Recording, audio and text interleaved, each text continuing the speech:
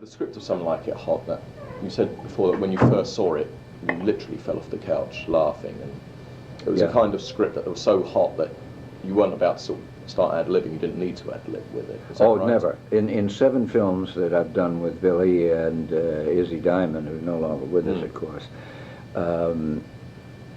I never knew any actor that changed a word or asked to change a word. If he just changed one automatically, that would not be printed. Because Izzy sat on the book, like it was the Bible. Yeah. And Billy's word, now you might have made a mistake, or you might have dropped, I did it very often, any actor will. You'll drop a word and not even know it. Yeah. You know, or you might have added an and or an if or a but or something. But after every take, before Billy would say, cut, print, okay, that's it, he would go and check with Izzy, who has been sitting and not looking as much as looking at the script while you were doing it. Right. And that's what Izzy did. Yeah. And on the set. Yes. And he would tell Billy. Every now and then, if there had been, and it was very, very rare, but if there was a very good take, for instance, and one word was missed or something, Billy would think about it, and then he'd say, all right, forget it, because the take was so good. I don't think the one word means that much. Yeah. Or he might do it again, but still print the other one and use it. Right. But most of the time, the dialogue from me or anybody was exactly as written, never changed. The only thing I ever got him to do was to let me repeat a phrase. Yes. And in Something Like It Hot. Oh, really? Which ones? And it was early on when we were trying to get a job with a booking agent. Billy Gray, I think was his name. Yes. Yeah. And Billy said, I've got a job over the other side of the Hudson or whatever with an all-girl orchestra or whatever, and so forth. And my line was, now you're talking. You'd have to dress as girls or whatever, and I realized that would be good. Whatever the hell the feed line was, I'd forgotten totally. Yeah. But I said, now you're talking. And after about 20 minutes of discussion, and letting me do it, and then thinking no, and then yes, and this, with Billy let me say, now you are talking. Now you are talking. Yeah, I know, yeah. And it was only the repeating of the line, not the change. And did you do that off the top of your head, or did you have It just felt so right. Right, yeah. It just felt so right that I asked Billy if I could do it. Right. We had long, long discussions. And then Izzy finally laughed, said, I agree. And so we did it. So, also, being that everything was so well sort of prepared, and he almost like done the edit in his own head, I take it, beforehand, Billy. You know, he knew exactly how it was turning out.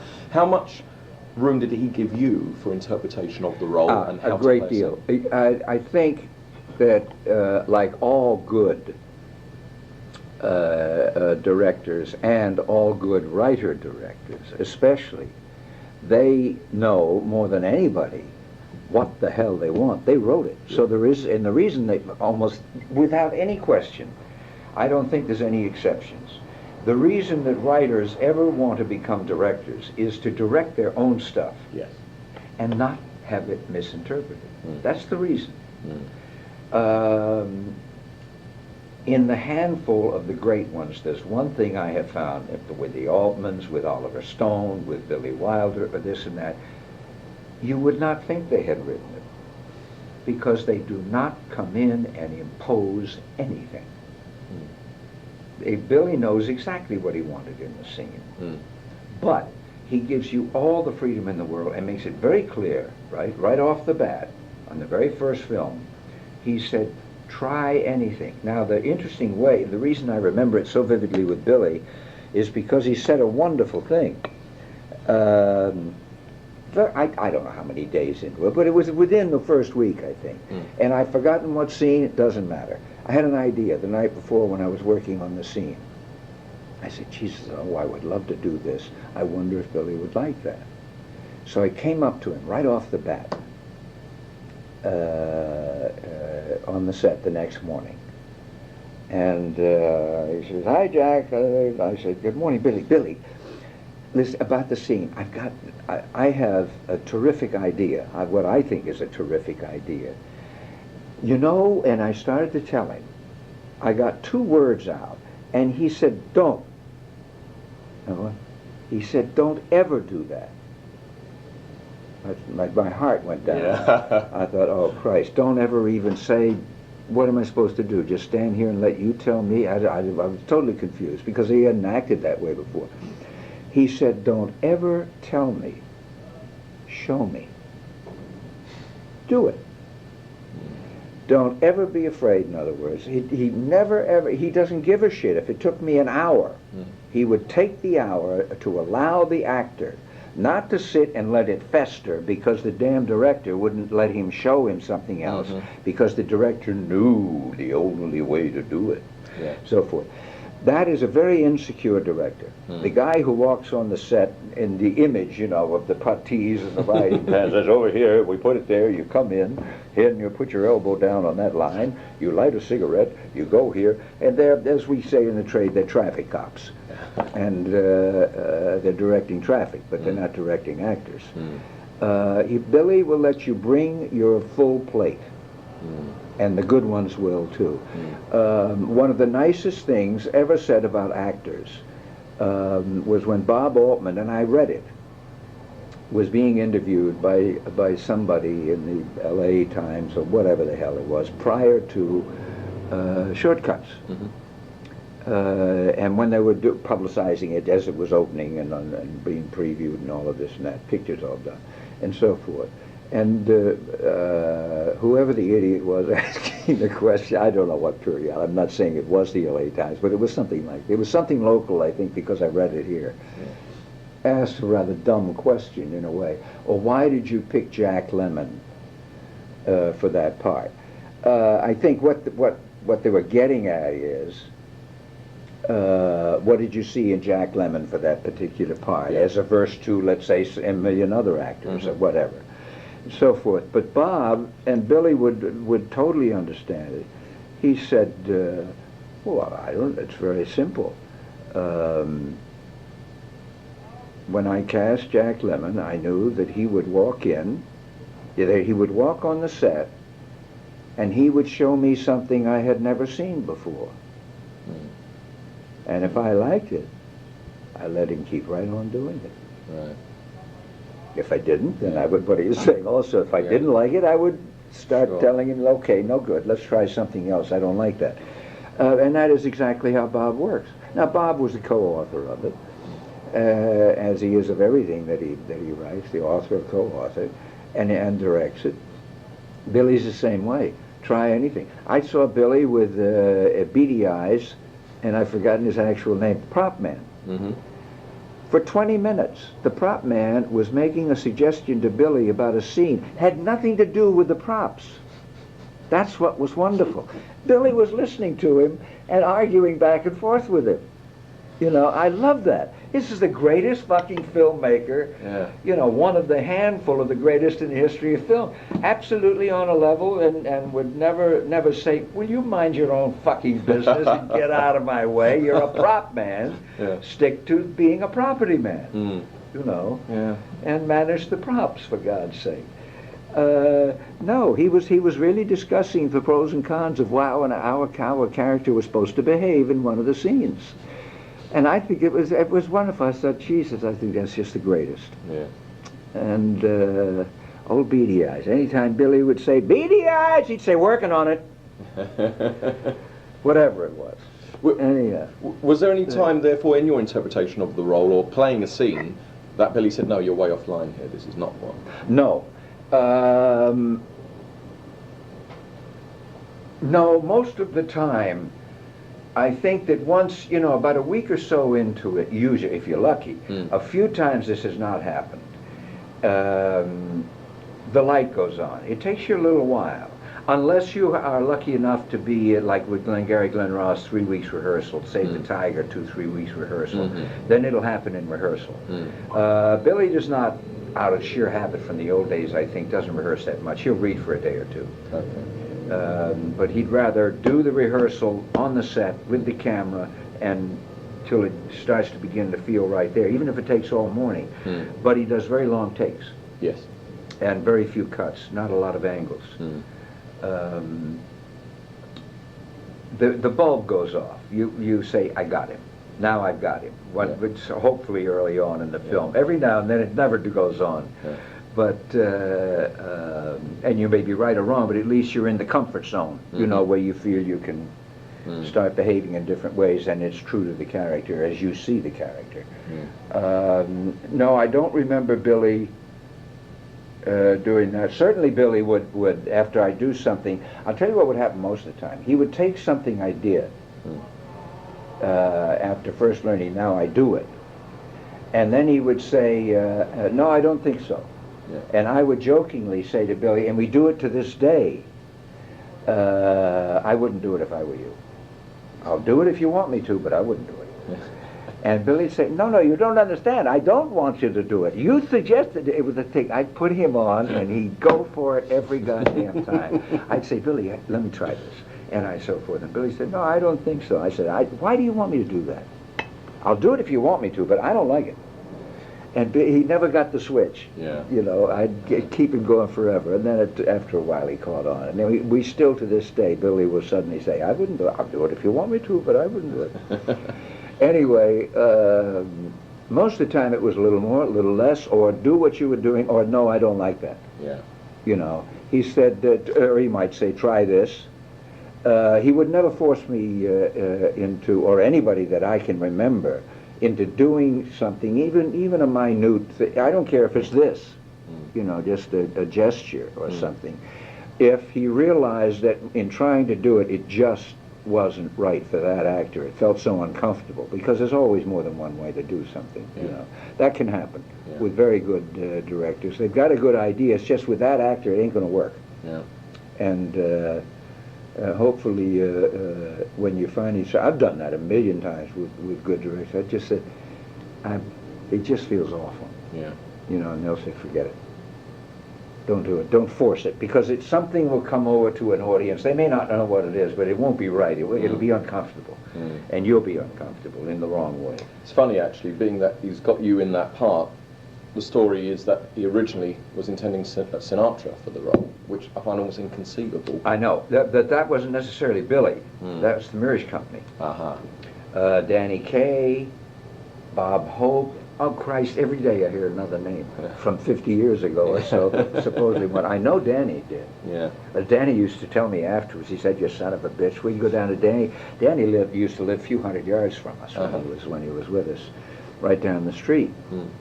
And, you know, the Chinese cooking and everything, and of course he was a master and a delight, as, well, both of them. And every now and then he'd smile at me, he'd say, you son of a bitch. I'd say, what? He says, you played that part, God damn you. He says, I sit around for decades looking for one like that. Anyway, all of it done, of course, good-naturedly and everything. We used to talk about it. And, Danny loved the film. Yeah, there was, that's purely was name power. Marilyn, of course, was name power, but perfect. Yeah. That Billy always wanted, even knowing he had worked with her in 7-Year Itch, he knew the problems already. Yeah. And God knows there were problems for him, drove him up the fucking wall. Yeah. But the other was, Tony was much more of a name than I was at that point. Yes. In film. This was the biggest break I had gotten at that point. Yeah. Because I had done Mr. Roberts, yes, and received an award and all of that, but that was very early on. Yeah. Back in '54. Yeah. And this was what, 58. 50. Well, you were filming '58. It was released 59. Yeah, or 59 release.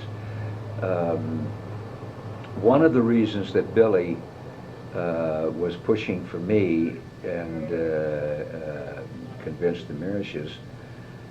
Well, of course, Billy had the power finally to say, hey, this is it. Sure.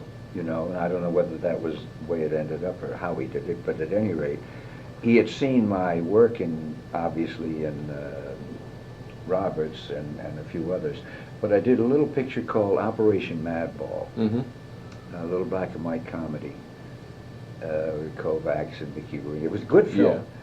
Yeah. That Blake Edwards co-wrote with Carter and Dick Quine. Billy loved it, and he liked me in it, and that was one of the reasons that he was convinced that I should play the part. Thank God. But when I first read it, you're quite right, and I guess I have said that in the past. That first, when I read the script and fell off the couch, that was 60 pages. That's all. Billy never finishes a script before he starts shooting. I'm not saying he never has, but in the 7 that I have done, I think only one. I think Buddy Buddy, and that didn't work as well. Yeah. I think Buddy Buddy, I think that was completed. But the reason being, and I asked him about it, he said, obviously Izzy and I know, and on the blackboard, you could walk in his office and you'd see the construction of the scene. You'd see each scene 1, 2, 3, act, and they would go in acts. Act 1, 2, 3, or Act 1 and 2, right, or whatever sometimes. The Apartment he almost wrote as a play. And oh, really? Yeah, yes. He was thinking for the first time of doing a play. He said, the two things, he said, I've never directed a play, and I realize it's a brand new medium. And he said, number 2, there's no way that I could get the feeling of that office in a set. That huge thing of me being an ant in an anthill. Yes. You know, yes. For people to understand that I just was lost there, and that's one of the rationalizations that I use for being a pimp, really. Yeah. Yeah. But that I really was one of hundreds, you know. Yeah. And he said I had to have that set. But he said mainly I think it's because I'm unfamiliar with directing in the theater. Anyway, I say that because he did write, and very often has written almost like plays, in acts. It kept him going. It kept him and Izzy going. He said, because drudgery is defined by directing to me. Yes. He said, I feel that over 80% of my job is done when I have my final draft. And he said the 10% or 20% that's left is the drudgery of putting it on the screen. Right. So it keeps me excited to know that I have to, at night, I have to keep thinking now of the dialogue. And he said, as things go on in a film, and you're shooting as much as you can in sequence, he said, films change on you. You see where it's heading. This character is emerging a little more this, that, or whatever, and I may want to make changes that I might resist more if I had already set down in concrete what, you know, supposedly was done. So he and Iz would write at night while Billy was directing during the day. And it kept the juices going for him. But he really definitely is the quintessential writer who directed only, with all the brilliant direction he's done. I think the best single piece of comedy direction, and you probably have read this, I don't know, because I do use it all the time, that convinced me very early that Billy was not just a great writer, but also a director, was the Maracas. No question. I've never seen anything used so expertly to do the impossible, and that is to time laughs on film. What's clever about that is that the Laurel and Hardy films of the 30s, they were slow-paced for the same reason, to allow the audience to laugh. But what he's done there is he's filled the gaps. Yeah, and with great energy. Exactly. Yeah, it's brilliant. Because you never would have heard anything. Yeah. Not after I'm engaged. It's so hot, that scene. I mean, it's just unbelievable, every line. And it's a short scene. Yeah. It's one page, isn't it, something? Yeah. But which is funny in itself. Yes, absolutely. Brilliant idea. And I thought he was fucking crazy when I walked on the set and he handed it to me. What the hell is it? Because I had it, you know, I had seen it and rehearsed it with Felicia the night before. Totally different way. I've forgotten how or what, but I just didn't, and I couldn't wait to do it. But I didn't realize that we were going to lose everything. So was that one of those instances where it's, well, I'll do it if you want me to? This one, I was stunned. And then I went from there to makeup, which took a long time. The more I thought about it, the more I thought, holy shit, now I remember Harry Ray going crazy because I wouldn't sit still while he was trying to put on the fucking lips and the thing and the makeup and everything, as I kept thinking, oh yes, what's the matter with me? You know, I didn't realize at first how great it was. Who did you draw on when impersonating the girl? I unconsciously, if anybody, my mother. Really? But I didn't know. There's a picture outside. Yeah. On the wall. I think we've got it on the wall out there, and you can see what I mean. Where we used to do a joking thing. We'd pose for pictures with a wide kind of a grin. When we did it on the set, we looked like an older sister, younger sister. I mean, I realized that because Billy let us do our own makeup. I mean, until we felt comfortable with it, and he believed it. The bee sting lips and all of that were the old stuff that they wore when I was a kid, and the kind of makeup like that, and the hair definitely. Right. And was that Joey Brown's laugh? And Was that Joey Brown's laugh that you were using? No. Not consciously. Similar, yeah. Was it really? Yeah, If so, I could have unconsciously. Yeah, because there's a few times where you used to go, just like Joey Brown did. Yeah. Might have unconsciously, I don't know. But there wasn't anybody consciously. In my career, actually, because very often you have people that you'll draw on. You may even copy certain parts, certain mannerisms and behavioral characteristics of certain actors. I never had anybody, a Chaplin, a Keaton, Oliver Hardy, or Stan Laurel, or whatever, you know, that was such an idol that even consciously or unconsciously I would use them as a model for timing or for delivery or for anything else. I just had a number of people that I respected immensely, both in comedy and as actors.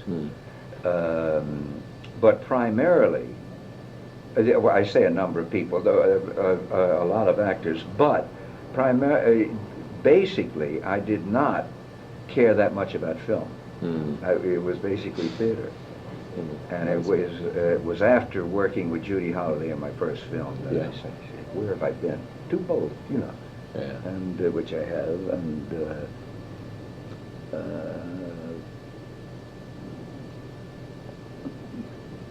getting itchy now just thinking about it. Go back. Let me ask you something. What sort of interests me is that Tony's portrayal to me is like he's basically a man in drag. Yeah. Your one is broader than that. You're more outrageous. You're someone who gets totally carried away with this whole guise.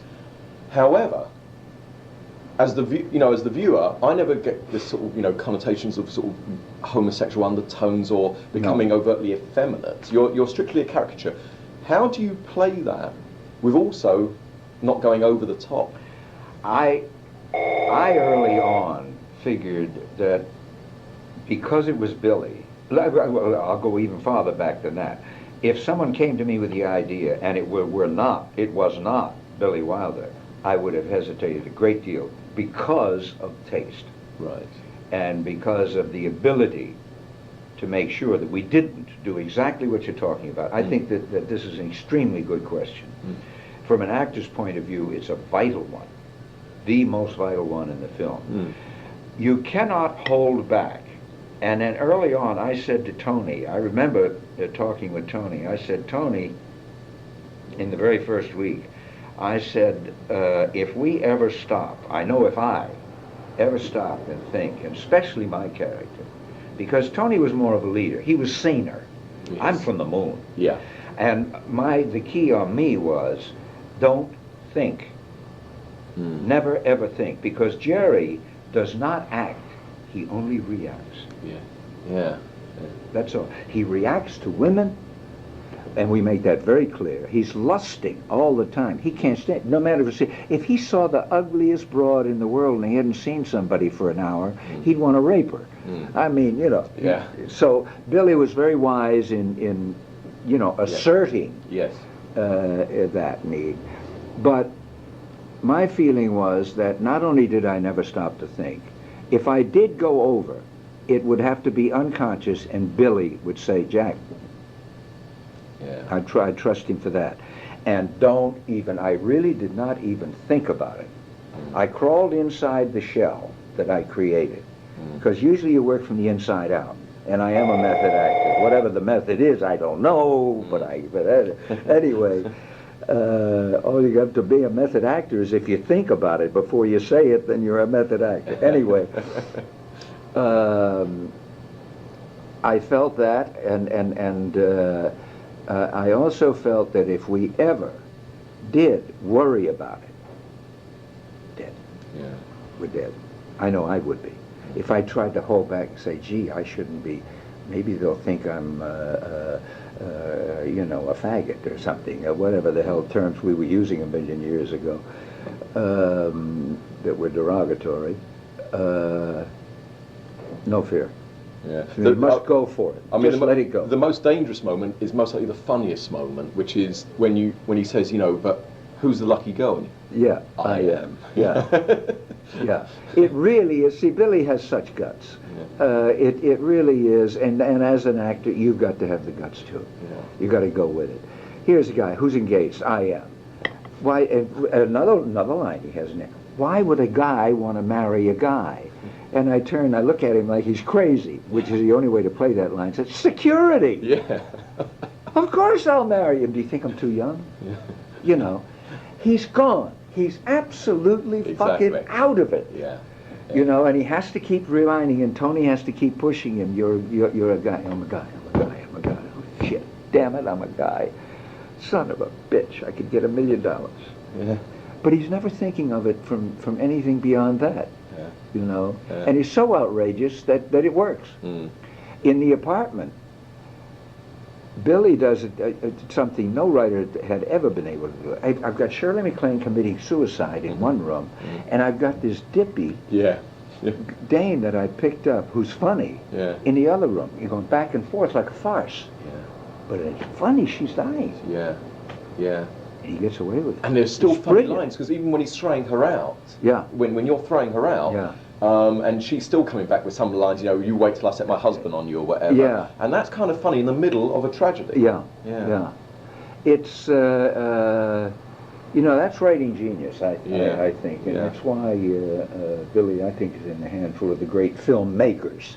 Not just writer-directors, but filmmakers. I think the same with Bob Altman. I think Oliver Stone well on his way as a young man.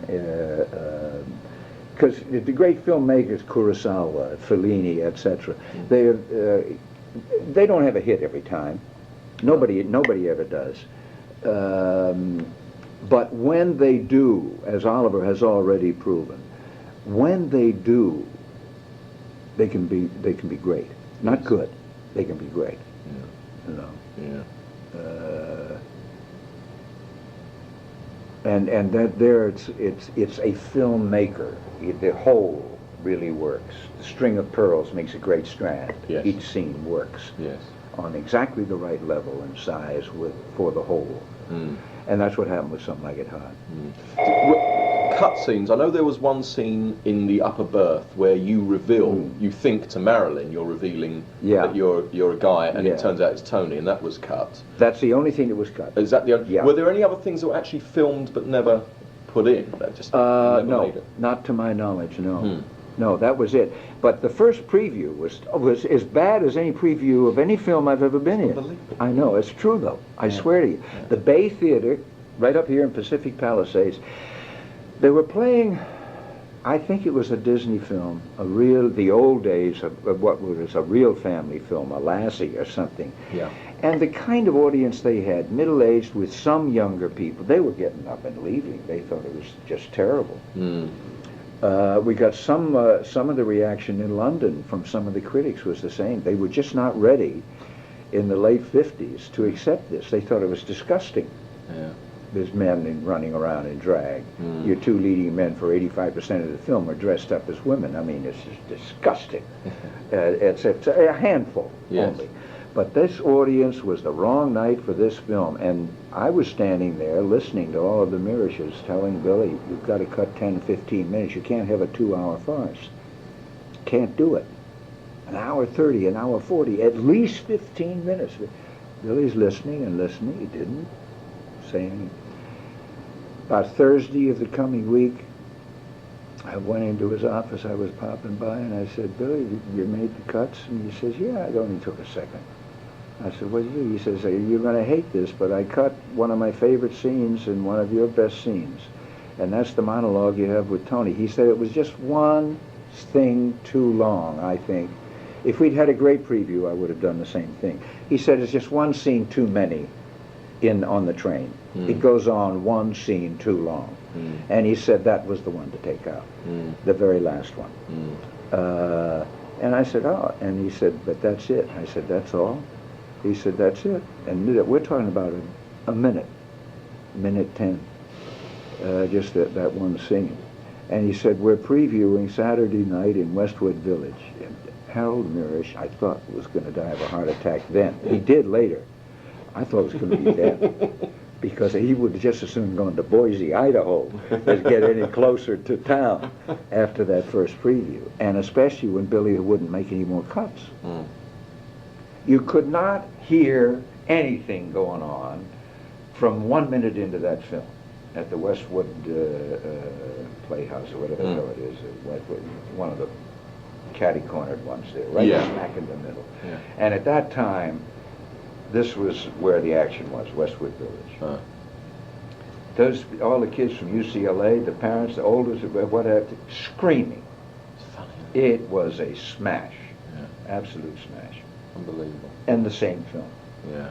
Billy was smart enough to not get panicky and just start grabbing and taking things out of it. We never would have had the film we have. Another thing that's quite smart to me is the way he balances it in terms of Marilyn's in there. You know that eyes go to Marilyn, but he never actually hands her a scene to me. I mean, for instance, in the UK on TV, there was something about Marilyn on TV, and they showed a clip, and they showed her singing "I Want to Be Loved by You," and of course it comes on, and my eyes immediately get drawn to you and Tony in the background. Oh, so, and of course I just fell apart, because how can you take it seriously? And that happens all the time. She's never actually just given a scene as such to herself. No. There's always something else balancing. No, it's true. Yeah. Yeah. So it's always an integral part of the whole. Is it true that he wanted to film in black and white? He preferred black and white. Yes. And what's this thing about the makeup didn't film well? Is that just an excuse? The what? Oh, the makeup? No. Yeah. There were several reasons. One was the makeup. He says, I don't think that I'm going to believe the makeup, or that it will look as plausible in color as it will in black and white. Number two, he said, I don't think that the St. Valentine's Day Massacre is going to, I think that it may seem too damn real if you have blood-colored blood on the screen. He said, but that's secondary. He said, mainly, on top of that, he said, I like black and white, which he did. Yeah. And he said, I think that this is a period piece, and that it will seem much more believable, farce or not, if it's in black and white. Yeah. And it will help the period. Yeah. Because this isn't an MGM musical, you know, with Alice Faye singing or something. I don't mean that in a derogatory sense, but it's not that kind of film. He says, I think it will help the believability of it. And I think he's right on all counts. Yeah, I would have thought so. You had someone, was it called Barbette, who trained you? She quit. Yeah. She quit. He quit. He said, at the end of 2 days, he said, Curtis is wonderful. He says, Lemmon is absolutely impossible. I will not work with him anymore. And he left. And they had to pay for him to go back on the Ile de France or whatever the hell it was, because he wouldn't fly. Anyhow, what he was trying to do was get us both to walk the same way, both to be perfect, both to be great female impersonators. Right. Which is ridiculous. Yeah. If anything, Tony should be better at it. He should be prettier. He should be this. He should be all these things better, which he was. I wouldn't do it on purpose. Right. And I talked it over with Billy. Billy laughed like hell. He says, "You're right." Yeah. And I'll never forget. He was really fascinating. If you want to walk like a woman, and you can exaggerate it, don't walk with your feet going forward like you normally do. Cross them. And you immediately will walk like a woman. Right. The moment you cross your feet, it's exaggerated, but it's true. You know, if you walk this way, you cannot help but be Yeah. So I wouldn't do it. Well, he was fucking Did you yourself have any of the multiple take problems with Marilyn? Was that because I know there was the one scene? Yeah. The Where's That Bourbon God. scene? Yeah, the Where's That Bourbon, all of that. See, well, as I also have often said, it bothered Tony. Of course, it bothered Billy. Jesus Christ, he's got everybody in every scene. It bothered Tony a lot more because he had more scenes with her in the second half. Well, I'm off with Joey dancing with a rose in my mouth, you know, and having fun. But I also, Tony let it get to him, which you can't do right off the bat. And I just made very early on, said, hey, don't just be ready every take. If she gets through this goddamn thing, it may be the one. And sure enough, the one in the scene in the upper bunk where she comes up into my bunk, and I sit up. It's a pretty long scene. It's in one. Is it? I believe. Take one. Nobody could believe it. It's now 20 minutes after 9 in the morning, and Billy's got a day's work done. We were sitting around for 2 hours rehearsing other stuff that was due the day, but nobody could believe it. Billy was stunned. Marilyn was so happy.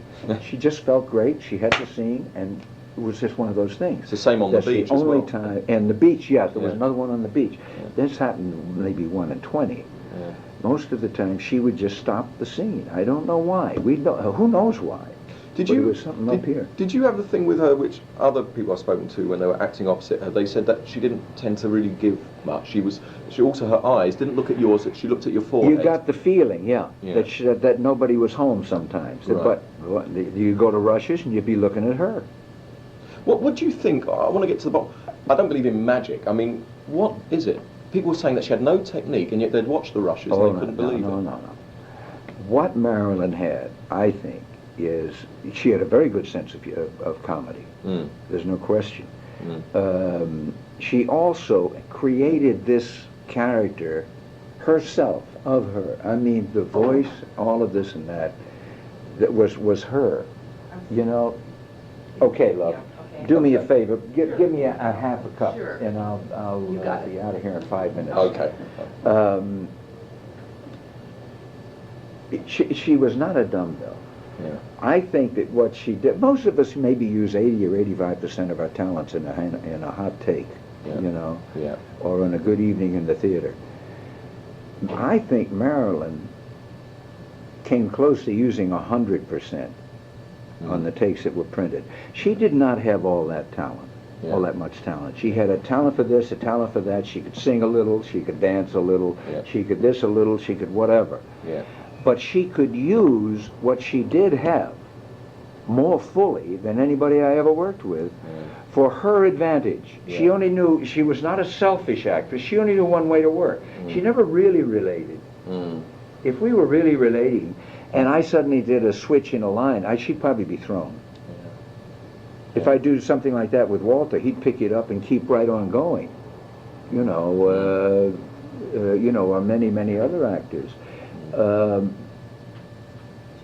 But she really did an incredible thing in creating Marilyn Monroe, you know, which she did. It wasn't some, you know, Dietrich and what's his name there creating her back with the Blue Angel or whatever. It wasn't that at all. No, not at all. She did it. She did it herself.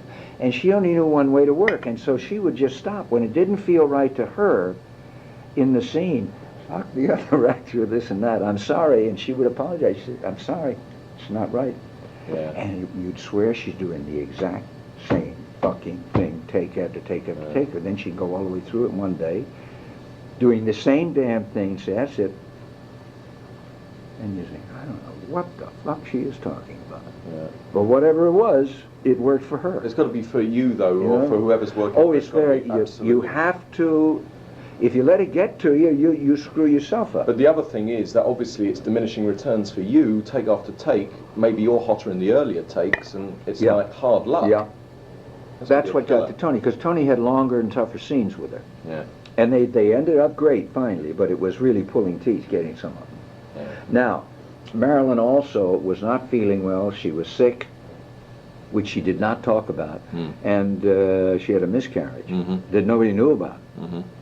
Etc. So there is that to consider too, Yeah. which nobody knew about. Mm. So they had every right to be upset, but all of this came out afterwards. Mm. And as Billy said, Jesus, my aunt in Tuscaloosa could Yeah. say 7 words. But Yeah. then again, who the fuck is going to pay money Yeah. to see my aunt in Tuscaloosa? Yeah. Just a question, I don't know if you know this, but I know Marilyn actually recorded a title song for Some Like It Hot that wasn't used. It's just, Oh, that's, yeah. and I'm wondering why. I don't. I'd forgotten that. I don't know why. Mm. I don't know why. Be interested. I don't know. Mm. I guess it, for whatever reason, Yeah. it didn't. Yeah. Anyway, amazing, eh? I mean, back to back, Some Like It Hot, and then And the apartment. I mean, Oh, I've Billy at his height. I've got to tell you, the apartment is personally my. If I had to take one to a desert island, Yeah. that would be the one. Yeah, it's a great, great swim. Fantastic. It's Got everything. Superb. Mm. Quite Yes, interesting superb. also, lastly, I'll say this and we'll go, is Billy's technique, I sort of seen going from one film to the other, is how he actually enjoys revealing things through a mirror, I've noticed. In Some Like It Hot, you discover Spats and the gang in the mirror. In Right. The Apartment, is the Got the cracked mirror. crack, Yeah, the cracked and also the mirror, great pills, shot. also the pills. And the pills. Yeah. Yeah. Yeah. Yeah. Yeah, that's true. I love the one in the apartment. The cracked mirror is a wonderful dramatic device. The shock of realizing. Because it's actually all in one, isn't it? We see the Yeah. mirror and your reaction. Yeah. It's brilliant. Yeah. It's like one of those things in the script where in the middle of the page it says, the army comes over the hill and engages, they are engaged in battle. That one sentence, it goes a month, Yeah. you know. But it does so much in just, as you say, one shot. Yeah. It's a whole scene. The other thing I One shot. love is the tricks of filmmaking. I mean, these films were not made to be inspected on videotape 30 years later, but is at the end when you open the champagne cork. I played that back and I thought, that ain't no champagne cork, that's a gunshot really. By that time, by the Yeah. time the door opens, the audience forgets, basically, Yeah. and it's a champagne cork. Yeah. Yeah. All right, that's great. Okay, my friend.